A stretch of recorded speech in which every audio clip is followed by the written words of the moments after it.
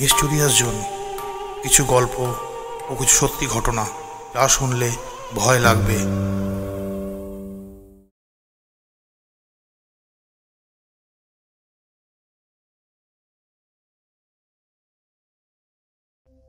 পিশাচ, হ্যাঁ পিশাচ।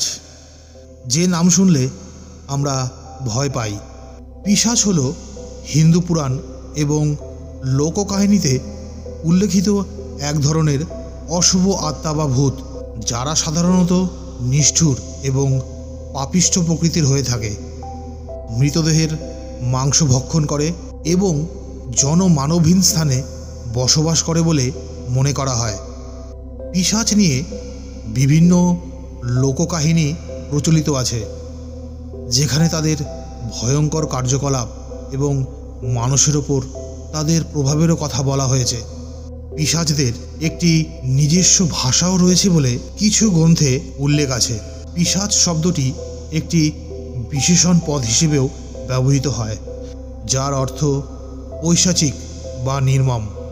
এইরকমই একটি কাহিনী আজ আমি আপনাদের শোনাব। গল্পের নাম পিশাচ।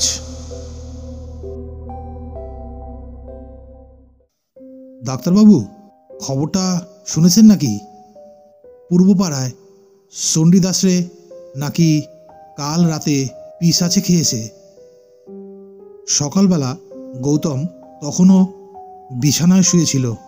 হঠাৎ ওদের চাকর রামু এসে কথাটা বলাতে বেশ অবাকই হলো। ভূত, পিশাচ, ডাকিনী, যোগিনী, হাকিনী এসব তো কেবল গল্পের বইই শোনা যায়। এগুলো কেবলই মানুষের কল্পনা ছাড়া আর কিছু নয়।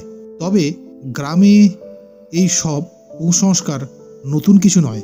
লোকজন এমনিতেই ভূত প্রেতে বেশ বিশ্বাস করে, আর সেই সুযোগটাই নেয় স্থানীয় তান্ত্রিক আর কবিরাজরা। গৌতম একটু বিরক্ত হয়েই বলল, সকাল সকাল কী সব আজগুবি কথা বলছো বলো তো? তাছাড়া তোমাকে কতবার বলেছি আমাকে এই ডাক্তারবাবু বলে ডাকবে না। আমি এখনও ডাক্তার হইনি। রামু কিন্তু গৌতমের পরের কথায় কোনো আমলই দিল না। বলল, আজগুবি কথা না ডাক্তারবাবু, সত্যিই চণ্ডীরে পিশাচে খেয়েছে। বিশ্বাস না হলে আপনি নিজে গিয়েই দেখে আসুন। এবার আর রামুর কথা এড়িয়ে যেতে পারল না গৌতম। তাছাড়া ঘটনা আর যাই হোক না কেন, একটাবার দেখে আসলে তো ক্ষতি নেই। বেশ চলো, এত করেই যখন বলছো তখন দেখেই আসি। গ্রামের রাস্তা দিয়ে হাঁটছি, যেতেই দেখলো একটা দোকানের সামনে কয়েকজন কি যেন বিষয়ে কথা বলছে। কান একটু খাড়া করতেই শুনতে পেল একজন বলছে, অমানসিক কাজই বটে। সে কথা শুনে আরেকজন বলল, সে হবেই, এটা পিশাচের কাজ, কোনো মানুষ নয়। অমানুষের কাজ তো হবেই। গৌতম আর দাঁড়ালো না, কারণ সে জানে এইসব কথা শুনলে এমনিতেই মনে একটা কুসংস্কার এসে ভর করবে। তাছাড়া গ্রামের মানুষ তিলকে তাল করায় এদের কাজ। কিন্তু মনে একটা কৌতূহল জমা হলো, তিল না হলে তাকে তাল করা সম্ভব নয় তো। চণ্ডীদাসের বাড়ির সামনে যেতেই একটা মানুষের ভিড় চোখে পড়ল। বুঝল ঘটনা সত্য। পিশাচের কাজ না হলেও বাড়িতে কিছু তো একটা হয়েছে। ভিড় ঠেলে সামনে যেতেই দেখল উঠোনের ওপর কাপড় দিয়ে ঢাকা একটা মৃতদেহ। রামুকে বলতেই সে নিজেই গিয়ে কাপড়টা সরিয়ে দিল, আর সরিয়ে দিতেই বুকটা ধক করে ওঠে গৌতমের। সে মেডিকেলের ছাত্র, তার মৃতদেহ ওর কাছে নতুন কিছু নয়। কিন্তু এই মৃতদেহ দেখে শরীরের সব লোমগুলো দাঁড়িয়ে গেল। মেরুদণ্ড দিয়ে একটা ঠান্ডা স্রোত বয়ে গেল। দেখল এটা চণ্ডীর মৃতদেহই বটে, কিন্তু এ কি হাল হয়েছে লাশের। দেখে মনে হচ্ছে লাশের নিচের দিকটা কেউ খেয়ে ফেলেছে। গৌতম আর বেশিক্ষণ থাকতে পারল না। রামুকে হাতের ইশারায় করেই ভিড় ঠেলে বেরিয়ে আসলো। বাড়ি ফিরে এসেই বিছানায় শুয়ে পড়ল গৌতম। হাত পা এখনো কাঁপছে। না, কোনো পিশাচের কাজ ভেবে এমনটা হচ্ছে না। সে জানে চণ্ডীর রাতে বের হওয়ার অভ্যাস ছিল।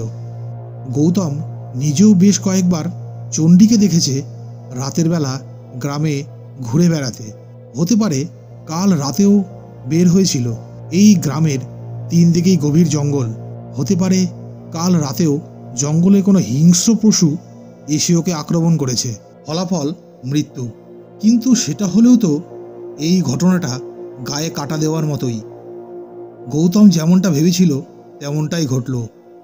সন্ধে হতে না হতেই লোকজন নিজ নিজ ঘরে ঢুকে পড়ল।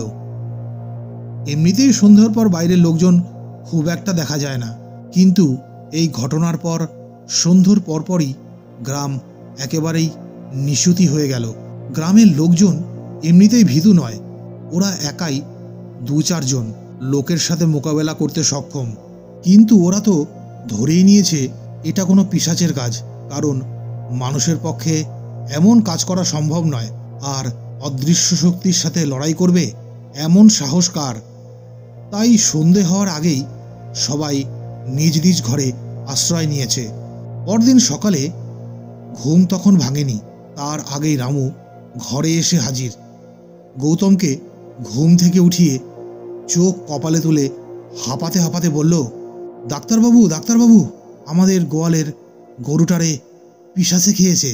কথাটা শুনে লাফ দিয়ে বিছানা থেকে নেমে সে বলে, সে কি, কখন? জানি না বাবু, সকালে উঠে দেখি গরুটা মরে পড়ে আছে আর পিশাচের অর্ধেকটা খেয়ে ফেলেছে। কথাটা শুনে দৌড়ে গেল বাইরে, গিয়ে দেখল বাবা দাঁড়িয়ে আছে গোয়ালের সামনে। ওকে দেখেই বলল, বাঘ ভাল্লুকের কাজ হবে হয়তো, হয়তো জঙ্গলে আবার বাঘ এসেছে। কিন্তু আশ্চর্যের বিষয় এটাই যে গরুটা ডাকাডাকি করল না। বাবার কথা শুনে সে নিজেও গোয়ালের দিকে এগিয়ে গেল। সত্যি আশ্চর্যের বিষয় বটে, গরুটার গলার কাছটা কোনো দাগ নেই, কেবল পিছনের দিকটা অদৃশ্য হয়েছে। বাঘ ভাল্লুকের কাজ হলে জন্তুটা দেখে গরুটা নিশ্চয়ই ডাকাডাকি করত, কিন্তু ওই এমন আওয়াজ তো ওর কানে আসেনি। অনেক রাত পর্যন্ত তো জেগেছিল সে, কোনো আওয়াজ তো কানে আসেনি। বরং আধ খাওয়া গরুটাকে দেখে মনে হলো যেন সে নিজের ইচ্ছেতে নিজের পেছনের অংশটা কাউকে খেতে দিয়েছে। বাঘ ভাল্লুক নয় বাবু, বাঘ ভাল্লুক নয়, এ পিশাচের কাজ। আমি শুনেছি পিশাচরা যাকে খেতে আসে তারা বোবা হয়ে যায়, চিৎকার চেঁচামেচি করতে পারে না। রামুর এই কথায় কিন্তু গুরুত্ব বাড়ির কেউ দিল না বটে, কিন্তু ঘটনাটা জানাজানি হতে খুব বেশি সময় লাগলো না। আসলে সময় লাগবার কথাও নয়, কারণ এই সব কথা বাতাসের আগে ছড়িয়ে পড়ে। এই ক্ষেত্রেও ঠিক এমনটাই হলো। দলে দলে লোকজন আসলো বাড়িতে। দেখতে দেখতে একটা হইচই পড়ে গেল 2-4 গ্রামে। সবারই একটাই ধারণা, গ্রামে পিশাচের আবির্ভাব হয়েছে। ফলাফল যা দাঁড়ানোর তাই দাঁড়ালো। পরের দিনই তান্ত্রিক গোছের একজনকে নিয়ে আসা হলো। তিনি এসেই যা বললেন তাতে লোকের মনে সাহস জোগাড় হওয়ার কথা তো দূরের কথা, বরং ভয়টা আরও বাড়ল শতগুণে। তান্ত্রিক এসেই বললেন, এই গ্রামে কাল এসেছে, কাল পিশাচ। কথাটা বলেই কি যে করলো ঠিক বোঝা গেল না, তবে আশার একটা আলো দেখা দিল। তান্ত্রিকের শেষ কথায় যাওয়ার সময় তিনি বলে গেলেন, আমি পুরো গ্রাম বেঁধে দিয়ে গেলাম, আশা করি আর কোনো ক্ষতি হবে না। তবে সাবধান, সন্ধ্যের পর যেন কেউ একা বাইরে না বের হয়। তান্ত্রিকের এই কথা কিন্তু রইল না। পরের দিন আরও একজন মরল এইভাবেই, যেমনভাবে মরেছিল চণ্ডীদাস। লোকটা প্রকৃতির ডাকে সাড়া দিতেই বের হয়েছিল। গ্রামের টয়লেটগুলো যেহেতু একটু দূরে হয়, তাই হাতে একটা হারিকেন নিয়েই বের হয়েছিল। সারা রাত পর হলেও যখন লোকটা ঘরে ফিরল না, তখন সকালবেলা সবাই খোঁজাখুঁজি শুরু করে দিল। দেখা গেল নেভানো হারিকেনটা পড়ে আছে বাড়ির পাশেই। আর লোকটাকে পাওয়া গেল বাড়ি থেকে অনেকটা দূরের একটা ঝোপের আড়ালে। চোখ দুটো বিস্ফারিত, শরীরের বিভিন্ন জায়গায় আঁচড়ের চিহ্ন। সবথেকে বড় কথা হলো দেহের নিচের অংশটা একইভাবে অদৃশ্য হয়েছে। লোকের মনে যতটুকু মনোবল আর সাহস তখনও বাকি ছিল এই ঘটনার পর সেটুকু হারিয়ে গেল। বাড়ির চারিপাশ থেকে শুরু করে যে জায়গায় আধ খাওয়া দেহটা পাওয়া গেল তার সবটা খুঁজেও কিন্তু কোনো পায়ের দাগ দেখা গেল না। সত্যি যদি কাজটা কোনো হিংস্র জন্তুর হয়ে থাকে তাহলে নিশ্চয়ই পায়ের দাগ থাকবে, কিন্তু নেই। তাছাড়া রাতে বৃষ্টিও হয়নি যে পায়ের দাগ মুছে যাবে। গ্রামের যে দুই একজনের মনে বিশ্বাস ছিল যে এই কাজ কোনো হিংস্র পশুর, তারাও শেষে ধরে নিল যে এই পিশাচের কাজ ছাড়া আর কোনো কিছুর কাজ হতেই পারে না। সত্যি বলতে কি, গৌতমের মনেও তেমনই কিছু একটা ইঙ্গিত দেখা দিতে লাগলো। দুপুরবেলা বিছানায় শুয়ে শুয়ে এই কয়েকদিনের কথাই ভাবছিল গৌতম। পিশাচ, কিন্তু সে তো কেবল মানুষের কল্পনায়। কিন্তু তাই যদি হয় তবে এই ঘটনার ব্যাখ্যাই বা কী হতে পারে? জঙ্গলে হিংস্র জন্তুর অভাব নেই। যদি তাদের মধ্যেই একটার কাজ হয় তবে তো ঘটনাস্থলে পায়ের ছাপ থাকার কথা। সে নিজেও জায়গাগুলো ভালো করে পরীক্ষা করেছে, কোনো পায়ের ছাপ কিন্তু পায়নি। তাছাড়া ওদের গোয়াল ঘরের বেশ ভালো করেই পরীক্ষা করা হয়েছে। গরুর আর মানুষের পায়ের ছাপ ছাড়া তৃতীয় কোনো জন্তুর ছাপ দেখতে পাওয়া যায়নি। তবে কি সবাই যা বলছে তাই সত্যি? এটা পিশাচের কাজ? কিন্তু বিজ্ঞানে তো এমন কোনো কিছুরই অস্তিত্ব পাওয়া যায় না। ড্রাকুলা বলে কিছু একটার অস্তিত্ব আছে বলেই ধারণা করা হয়। অনেকের মতে এক প্রকারের বাদুড় আছে যে কিনা রক্ত পান করে, তাকেই ড্রাকুলা বলে ধরা হয়, মানে ভ্যাম্পায়ার আর কি। কিন্তু তারও তো সঠিক প্রমাণ এখনো পায়নি বিজ্ঞান। হয়তো দিনে দিনে সেটাও আবিষ্কার হবে। এই 1911 সালে এসে সেটা সম্ভব কি?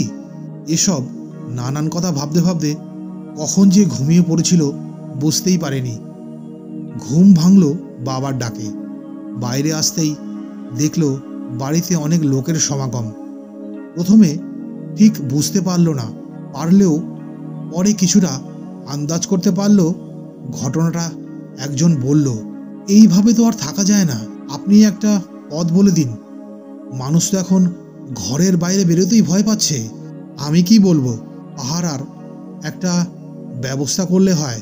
কিন্তু গৌতমের বাবার এই কথার তীব্র প্রতিবাদ করে একজন বলল, জঙ্গল থেকে আসা জন্তুর সাথেও না লড়াই করলাম, কিন্তু মোড়ল সাহেব অদৃশ্য শক্তির সাথে কেমনে লড়াই করব? লোকটার কথা কিন্তু খুব একটা অযৌক্তিক বলে মনে হলো না।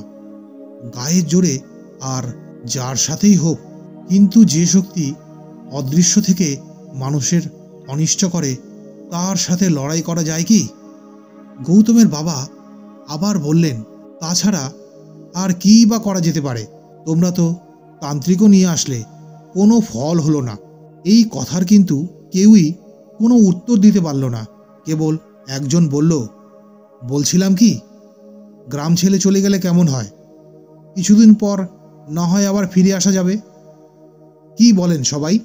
এবার দুজন বিড়বিড় করতে লাগলো।